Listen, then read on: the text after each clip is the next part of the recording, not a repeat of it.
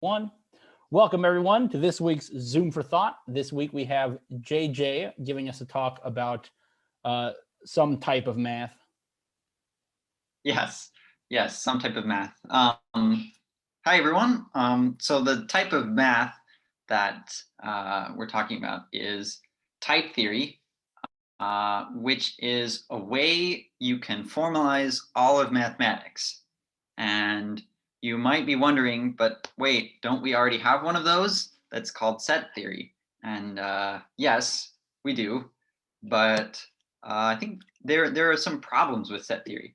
Um, that we've identified over the years. So the first one that I want, and so okay, this might be a little bit subjective, but this is a problem with set theory in sort of my eyes as someone who wants math to be as beautiful as possible, but um, it can take a lot of effort um, to do very basic things. So, for example, you formalize the natural numbers, right?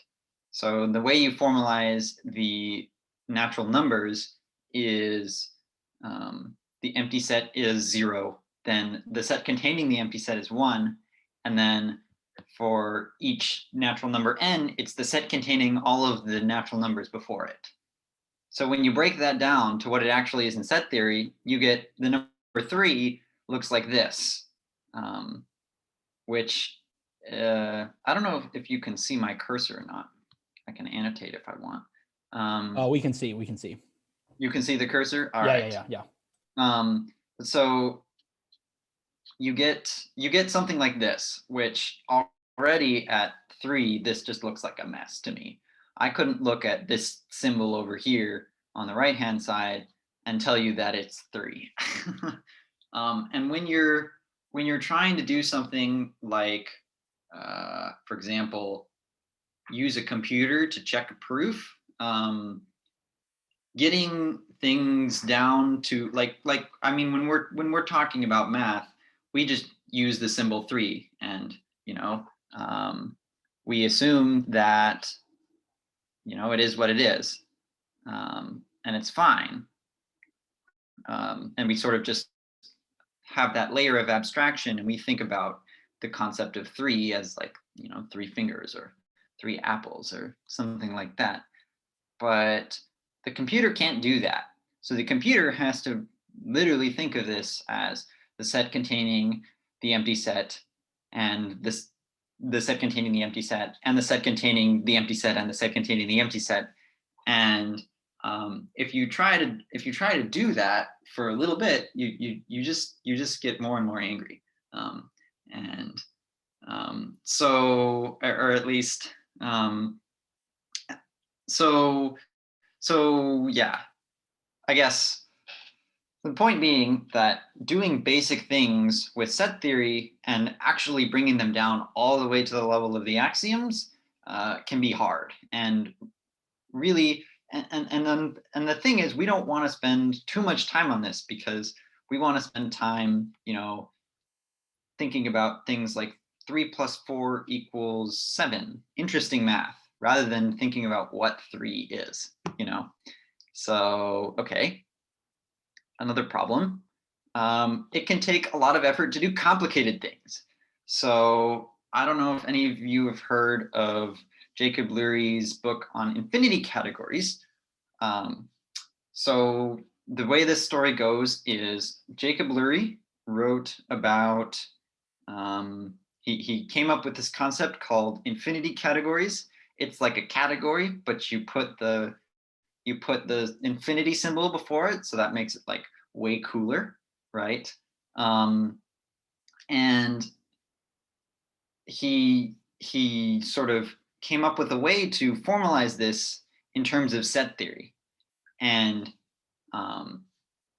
as I don't understand infinity categories, at least not yet, but what I have heard is that he wrote like some research papers that sort of outline what the sort of thing is, and experts could understand it. with, a lot of effort, as normally happens for math. But then he went to write a book to sort of do out more of the details, and it's like 1,000 pages long, just because the set theory of everything sort of blows up in the same way that, well, I don't know if it's exactly the same way, but sort of like 3 does here. What else is a problem? Are Peano's axioms consistent? So if you remember Peano's axioms, that's how we formalize the natural numbers. And so the question is, can we ever just using the axioms that Peano has for the natural numbers, can we ever bring ourselves to a contradiction? Can we ever, prove that 1 + 1 = 1 or something horrible like this? That would cause all of mathematics to come crashing down.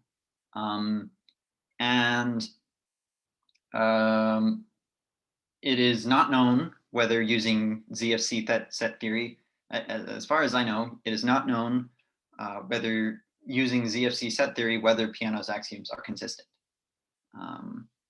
And so we don't know this. There's also Russell's paradox. Is there a set of all sets? There probably shouldn't be.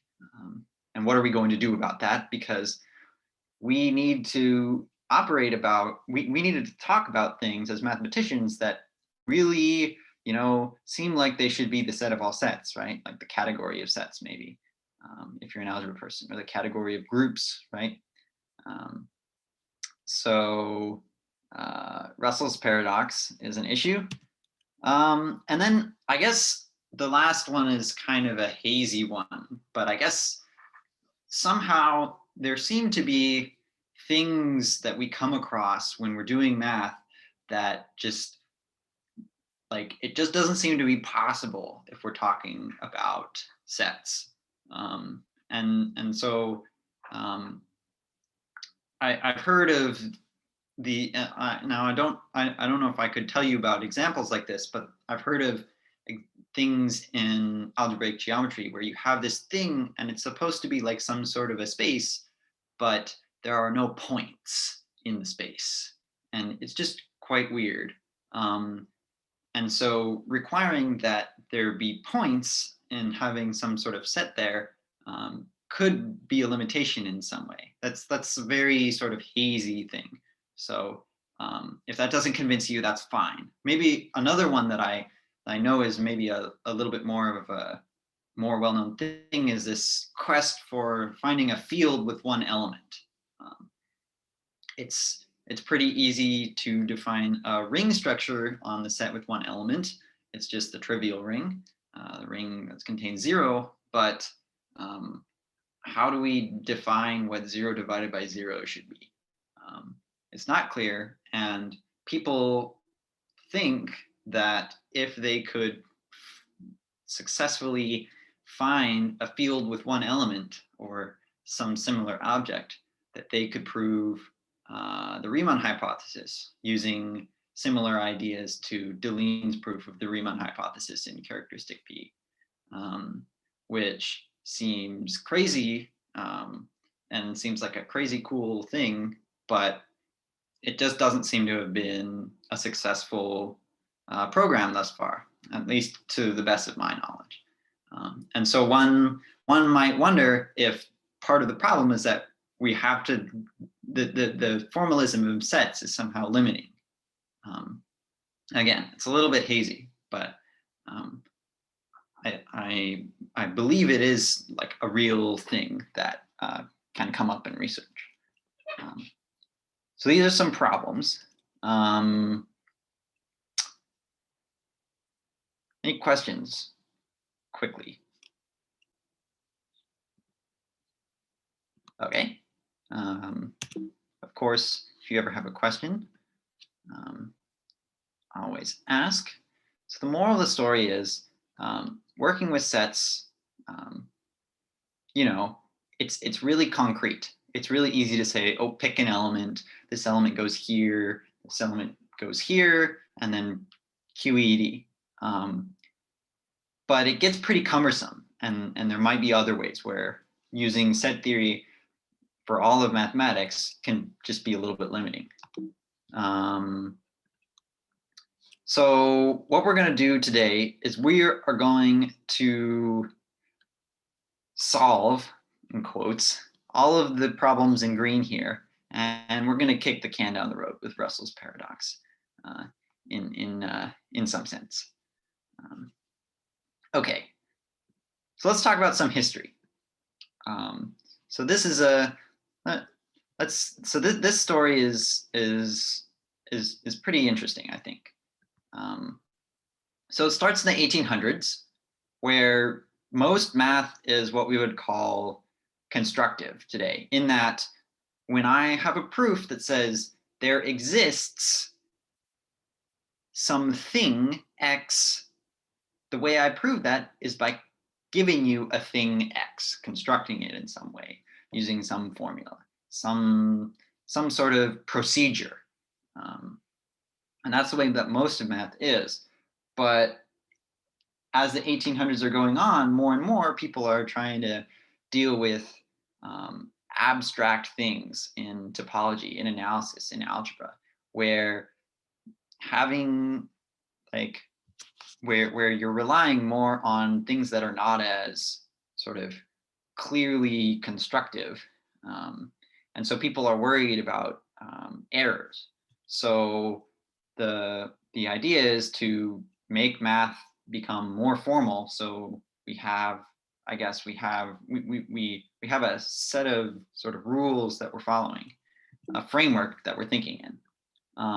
And so starting in sometime in the 1860s, mathematicians like Cantor and Dedekind and Zermelo, they develop set theory. And they develop a lot of the concepts that we know of, although they would have been, if you go and read their papers, they'll be quite a bit more archaic. They won't be packaged as nicely. And then in 1901, bad things start to happen. In 1901, Russell finds Russell's paradox. And there are also just a bunch of other paradoxes. Like I think Hilbert has a paradox. There's a couple of other paradoxes that just aren't as famous as Russell's paradox. But the problem with Russell's paradox is that it really,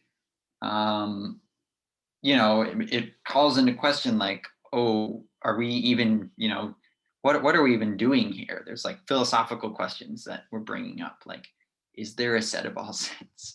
I mean, in some ways, that might seem like a philosophical question, but like, if we have this, set of axioms, and that set of axioms leads to a contradiction, that's bad. So we have to sort of change the axioms around so it doesn't lead to Russell's paradox.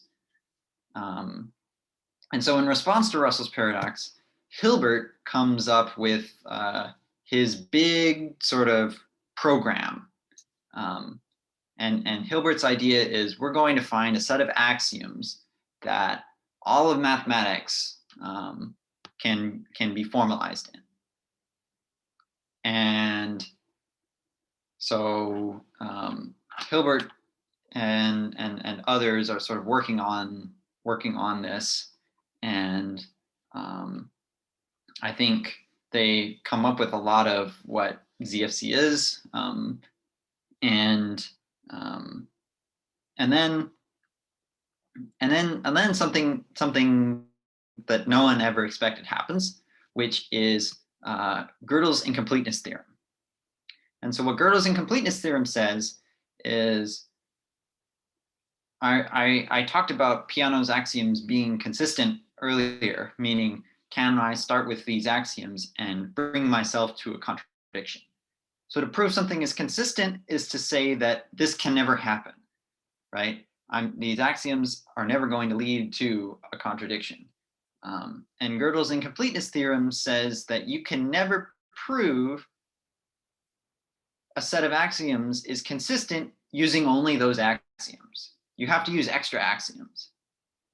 And this is very disappointing to Hilbert, because Hilbert wanted to have a set of axioms and then prove that those were consistent using less of the axioms than you started with. So Gödel's incompleteness theorem really sort of, I think, rocked people's world a little bit. And so where does type theory come in this? I think maybe one of the first forms of type theory was Russell, actually. He created something that's like type theory in response to his paradox. And then just a little bit later, Gödel actually also contributed some to some development of type theory.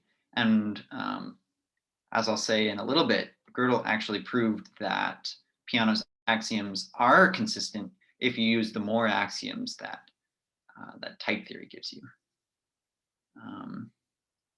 And so I have lost my ability to, oh, there we go. Okay, and now this is where the story gets interesting, because in the 1930s and 40s, Bourbaki writes the books, I guess, multiple books, but Bourbaki writes the reference about mathematics, and it has a huge influence on the culture of mathematics. But when Bourbaki was written, all of the mathematicians who were part of the Bourbaki were French, and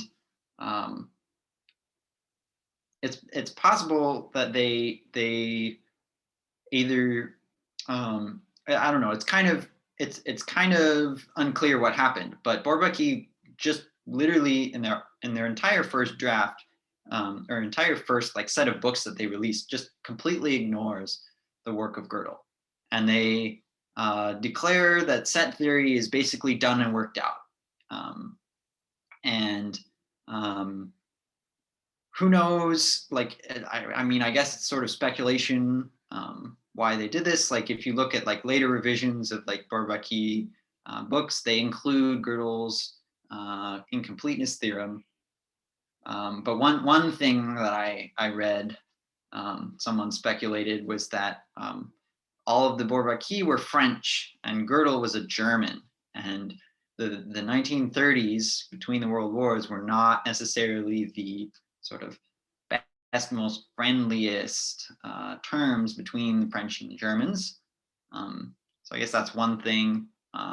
Another thing is, which maybe the Bourbaki, some of them just really didn't want to believe that you couldn't just boil mathematics down to a couple of simple axioms. But that's what Gödel's incompleteness theorem says, more or less. And so after this, set theory ceases to be super mainstream in mathematics. And other than the famous proof of the independence of the axiom of choice by Paul Cohen in the 60s, I don't think a single other set theorist has won a Fields Medal, for example. Many, a lot of mathematicians, for a variety of reasons, some of them, including some practical reasons, just tend to wipe issues about the foundations of mathematics under the rug.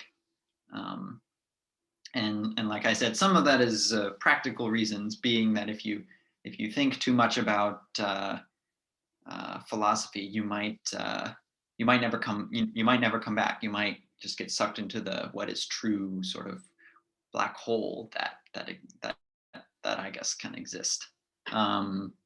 If people get really interested in this stuff.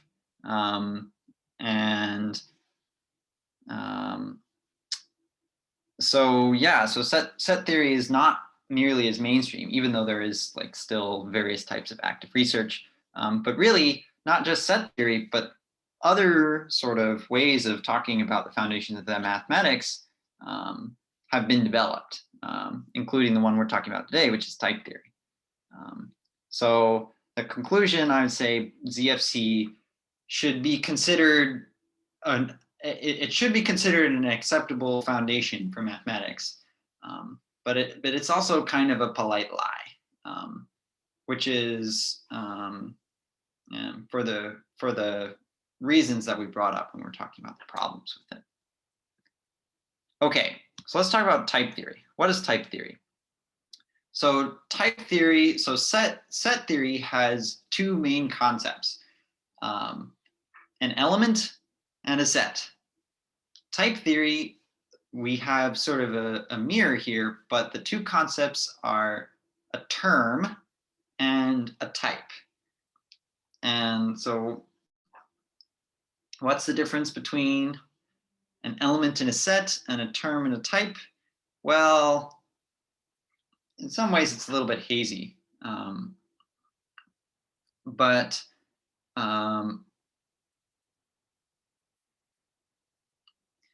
yeah, I think I'm, and for as a first approximation, you can sort of think that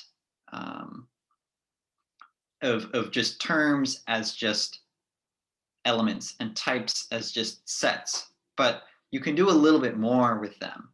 So maybe I'll talk about that in a second. Here we are. So the notation we use is, rather than using the mini epsilon for inclusion in the set, we use this colon here. So A is this reads as A is of type A. And there's a special type that you can have called a proposition. So this is sort of how types are sort of a little bit more flexible maybe than sets, which is a proposition, which is sometimes called a prop, at least in a couple of programming languages that use this sort of thing. It's a type, and this type, there might be a term and there might not be a term, but there exists that term if and only if this proposition is true. So A equals B would be a proposition.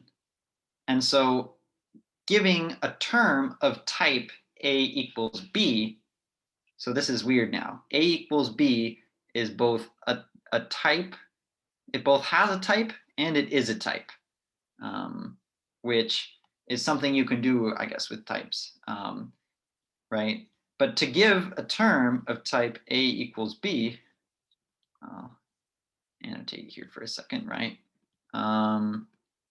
To give a term of a type A equals B is the same thing as giving a proof of that A equals B. So it's a little sort of weird to wrap your head around, and I'm not saying I've wrapped my head around it, but the idea is, what you can do is you can encode sort of mathematical reasoning in terms of, can I give you a term of a certain type? And if I can, I proved it. And if I can't, I didn't prove it. So if you've ever done any programming before, a lot of times what you'll do is you'll type something into the computer, and then you'll click the run button, and then what the computer does is it takes your code and it tries to understand it, and sometimes it might give you an error because maybe you used a number where you should have used maybe you used a real number where you should have used an integer, and it'll give you an error, something like this. And then you have to go back and fix the error and maybe convert your real number to an integer or something like that, before the program will run, and then it just runs. The way something might work in type theory is you would have your program and you click the run button and it does all this interpreting, but it doesn't even need to run the program. Just by the fact that it's interpreted or type checked the program correctly, that means that you've proven your theorem, because you've sort of given the term of the correct type. It's kind of a weird backwards way of turning programs on their heads into proofs. And it's called the Curry-Howard correspondence. And I'm probably butchering the sort of full story for the Curry-Howard correspondence, but I think it's something that's quite cool. Okay. So I have I'm wondering, so like, okay, what if I wrote down 1 = 2 : prop? Would your Yep. response be no, stupid, or would your response be to like write a proof that that is not the case? Like how should I interpret that? So the response would be, so if I had, this is a good example. So if I had 1 = 2 : prop, that's okay, because 1 = 2 is a proposition. It's either true or false. If I write x : 1 = 2, that's error. That's not going to work. So that's sort of the difference there. Right. If I can interject, so a prop is a type of types. The terms of prop are types. Yes. And which in turn have terms if they're true, and the terms of the terms of prop are proofs. Okay. Oh God, that's going to take some getting used to. So if it's false, there's no proof. Yes. I see. For which there exists a term if and only if the proposition is true. Okay. Although what if you have the issue where you have like some kind of unprovable statement? Or something that doesn't have a truth value.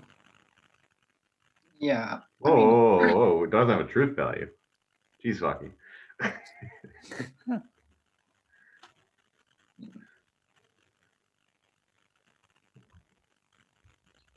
Oh dear. I've lost my mouse again.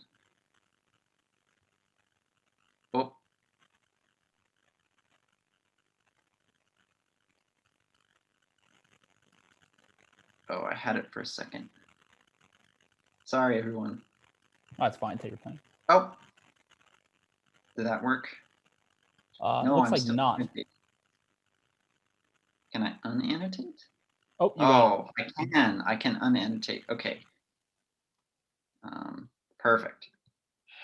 Okay, now. So the thing about types is you can have, oh dear. Now I actually wanted to annotate.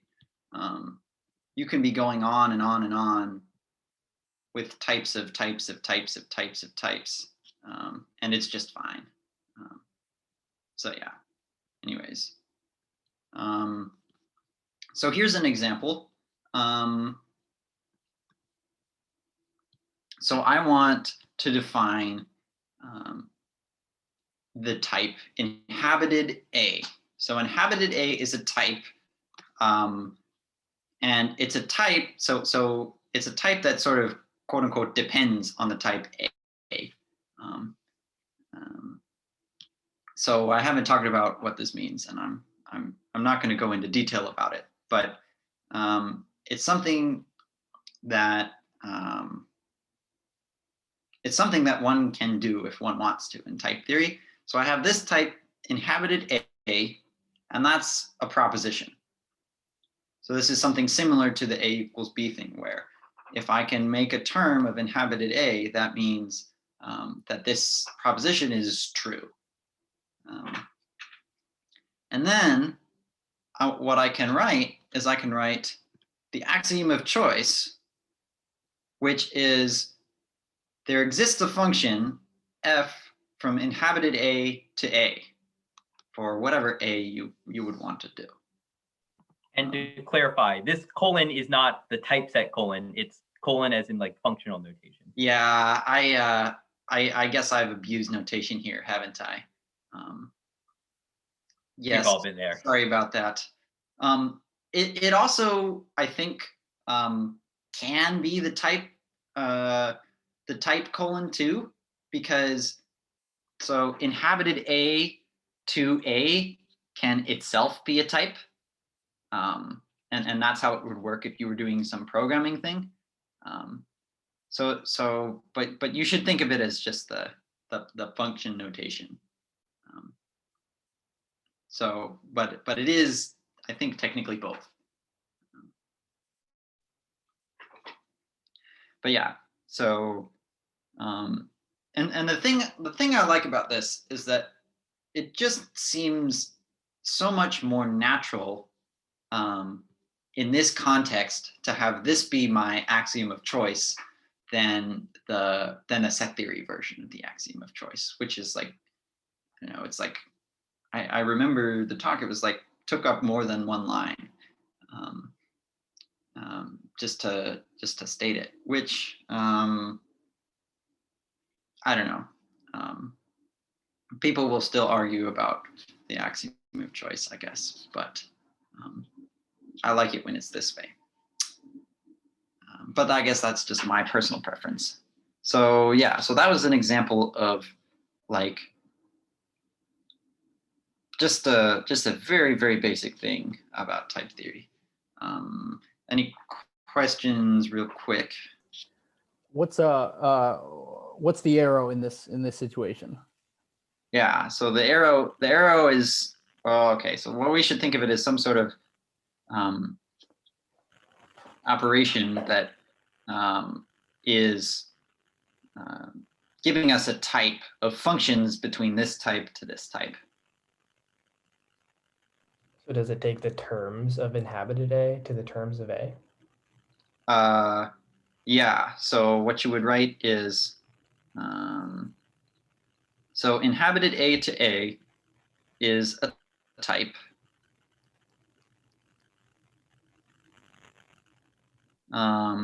And then you can evaluate it f at I don't know. I'll say I is the term, and then that will give you, so I'll put a colon here, maybe I'll put parentheses around here. No one seems to like to write the sort of Euler notation, but we could do that if we wanted to. F at I is of type A. So that's how that would work.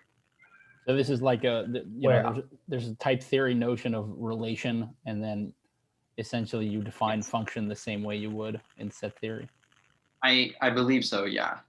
It might be a little bit fancier than that, because it might use this thing about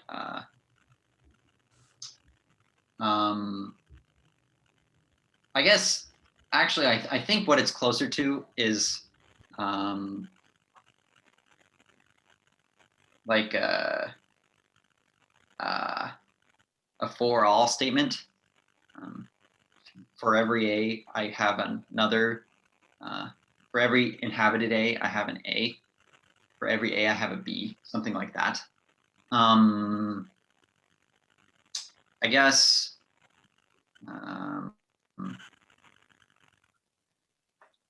Yeah, I guess we can think of it like that, but I think deep down it's something fancier. I think what it is technically is like it's like an infinite. Sometimes you can think of elements of an infinite like direct product or something like that as a function, from something to something else.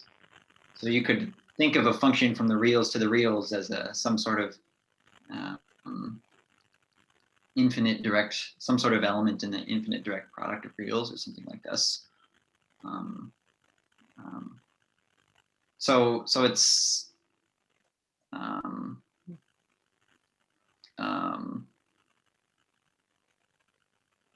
yeah, I mean it's the same thing that's going on, but it might be phrased differently.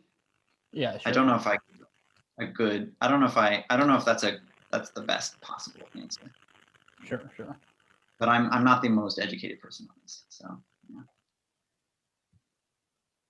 Okay. Did you have a question, Ryan, or? Okay. Okay then. So what do we got here? So the nice thing about type theory is, as I sort of remarked earlier, Peano's axioms are consistent now. One can prove this. I already talked about how, at least to my taste, the axiom of choice just looks quite a bit more fundamental than it does when you have it in set theory. And I've sort of hinted at this, but this sort of type theory thing is very amenable to using computers to write up proofs. And I've tried a few of these out, and they don't quite have it to the ability where you can write down a program like it's a proof, but they can get close in a lot of places. Basically, they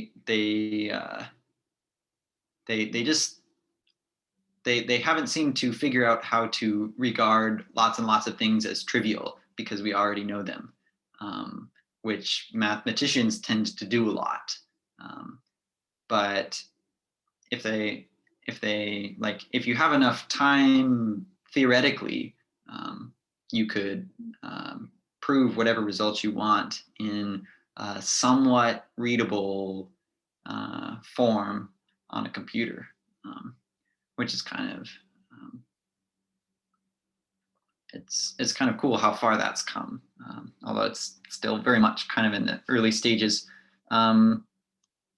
Another thing I know people have been talking about is with these things in like the sort of infinity category style things, people want to add, people want to formalize these types of mathematics in dependent type theory rather than, or in type theory rather than in set theory, because set theory just will take so much more time.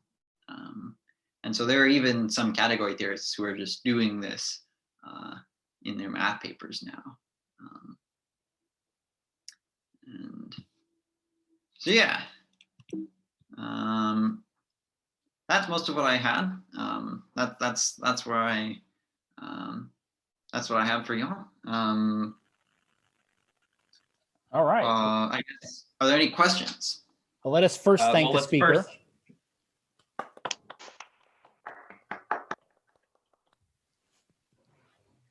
All right, now. And I have a question, I guess. So you mentioned we're kicking down Gödel's incompleteness theorem down the road or whatever.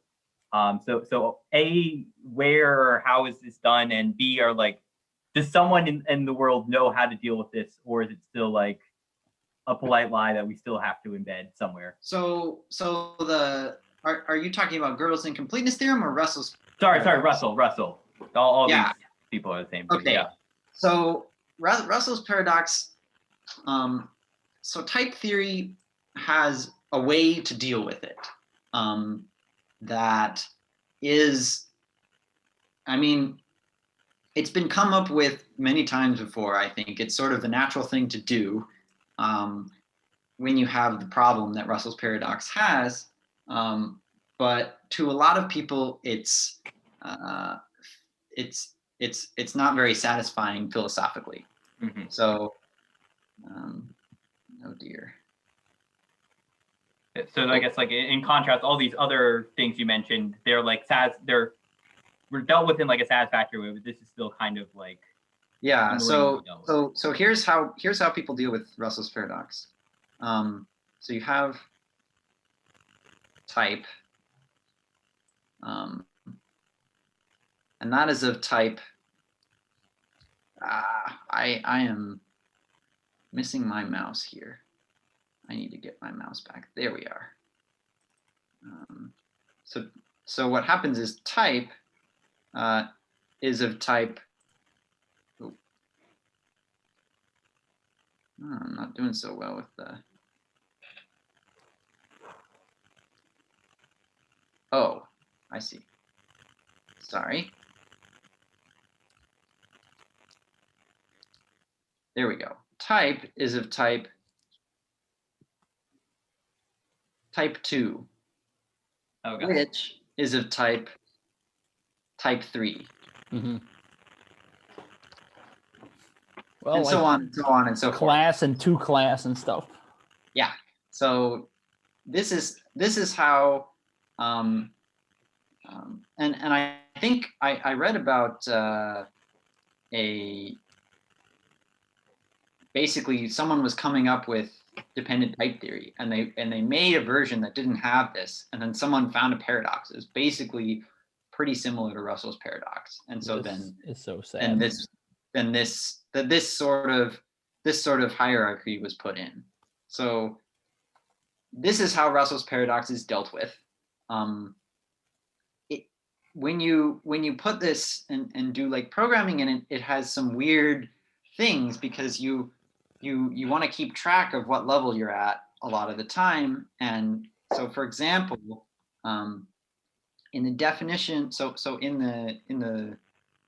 one of the programming languages that does this is called Lean, and in the Lean geometry library, in the definition of a vector bundle includes a type 2.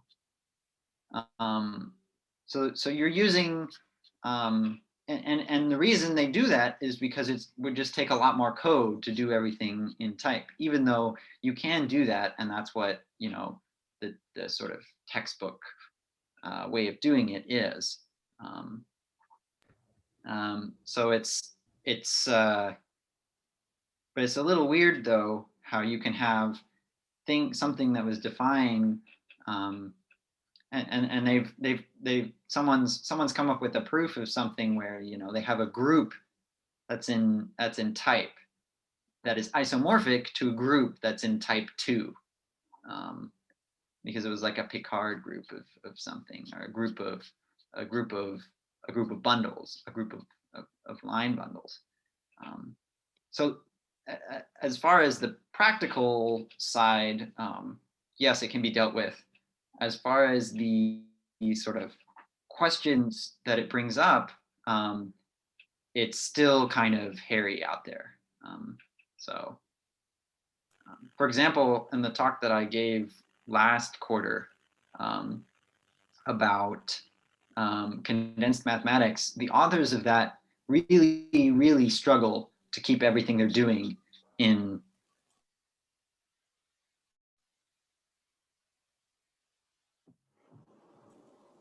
Oops. Type 1. Hello? No, it's not we type got 1, you. it's just type. Very good. Anyways, but these people, they're doing some research. They really struggle to keep what they're doing in ZFC, where like if they were to just bump themselves up to type 2, then things might be a little nicer. But there's like a thing that's like super okay and accepted among mathematicians, at least not yet. So I have another question. Sure. So how exactly is type theory formalized? So clearly, if you actually can prove consistency theorems, you can't actually be relying on the same logic that that set theory starts out with. So like, what's the bread and butter of formalizing type theory? Yeah, I don't know if I know the answer, but I think there's like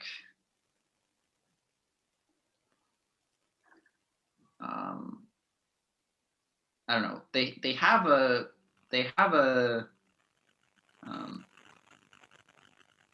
there are like, I guess there are like axioms that you can write down for type theory.